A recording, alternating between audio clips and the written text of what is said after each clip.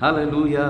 Praise the Lord. We have been looking at the subject of total life prosperity or a prosperous life. ನಾವು ಕಳೆದ ದಿನದಿಂದ ನಾವು ನೋಡ್ತಾ ಇದ್ದೇವೆ, ಜೀವಿತದ ಎಲ್ಲ ಭಾಗಗಳಲ್ಲಿ ನಾವು ವೃದ್ಧಿಯನ್ನು ಹೊಂದುವುದರ ಬಗ್ಗೆ ನಾವು ನೋಡ್ತಾ ಇದ್ದೇವೆ. Amen. Hallelujah. I told you I will bring 4 things before you. Hallelujah. 4 ವಿಷಯಗಳನ್ನು ನಾನು ನಿಮ್ಮ ಸಂಗಡ ಹಂಚಿಕೊಳ್ತೇನೆ ಎಂಬುದಾಗಿ ನಾನು ಹೇಳಿದೆ. The first thing, God wants us to be prosperous is in His knowledge about Him. Hallelujah. Amen. ದೇವರು ಮೊದಲನೇದಾಗಿ ನಾವೆಲ್ಲರೂ ಯಾವುದರಲ್ಲಿ ವೃದ್ಧಿಯನ್ನು ಹೊಂದಬೇಕೆಂಬುದಾಗಿ ಬಯಸ್ತಾನಂತ ಹೇಳಿದರೆ ಆತನ ವಿಷಯವಾದಂಥ ಜ್ಞಾನದಲ್ಲಿ, ಆತನ ವಿಷಯವಾದಂಥ ಚಿತ್ತದಲ್ಲಿ. Hallelujah.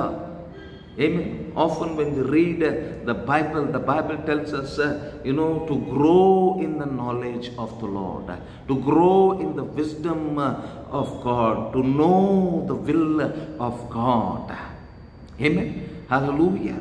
Because the Bible says in 3 John chapter 1 verse number 2, what we saw, as your soul prosper, as your inner man prosper, as your spirit prosper in everything. Hallelujah. First prosperity is about our inner life. ಮೊದಲನೆಯ ಒಂದು ವೃದ್ಧಿ 3 ಯೋಹನ 1ನೇ ಅಧ್ಯಾಯ 2ನೇ ವಾಕ್ಯದಲ್ಲಿ ನಾವು ನೋಡಿದ್ದೆವು, ಒಳಗೆ ಸಂಭವಿಸಬೇಕು.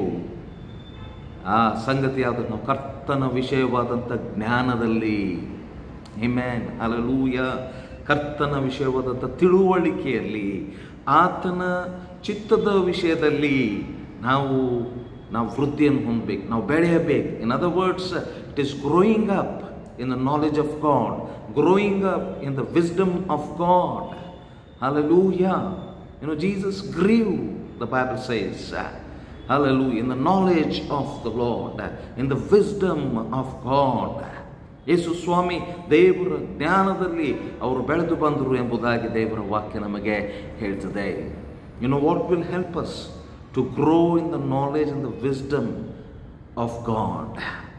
ದೇವರ ಜ್ಞಾನ, ದೇವರ ತಿಳುವಳಿಕೆಯಲ್ಲಿ, ದೇವರ ವಿಷಯದಲ್ಲಿ ನಾವು ವೃದ್ಧಿಯನ್ನು, ಬೆಳವಣಿಗೆಯನ್ನು ಹೊಂದುವುದಕ್ಕೆ ಸಹಾಯ ಮಾಡುವಂಥ ಸಂಗತಿ ಯಾವುದು?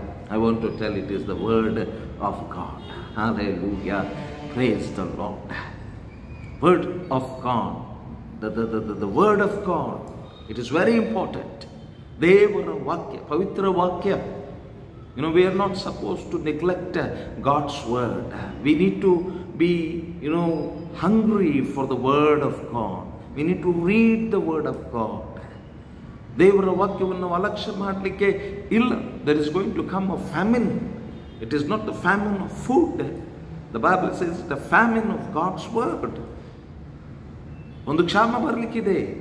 ಆ ಕ್ಷಾಮ ಯಾವುದು ಅಂತ ಹೇಳಿದರೆ ಆಹಾರದ ಕ್ಷಾಮವಲ್ಲ, ದೇವರ ವಾಕ್ಯದ ಕ್ಷಾಮ ಎಂಬುದಾಗಿ ದೇವರ ವಾಕ್ಯ ನಮಗೆ ಹೇಳ್ತದೆ. Amen. Hallelujah. Man shall not live by bread alone, but every word that proceeds out of the mouth of God, he will live. God has exalted His word above His name, the Bible says.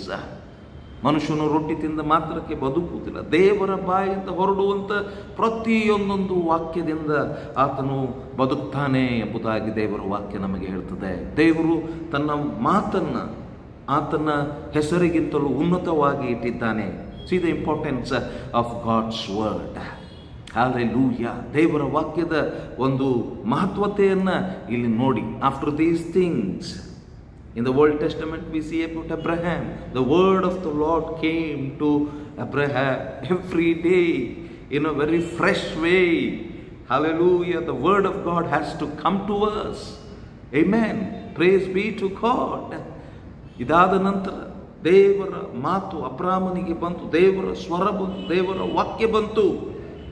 The word of the Lord came many times in the Old Testament, we say. It has to come to us.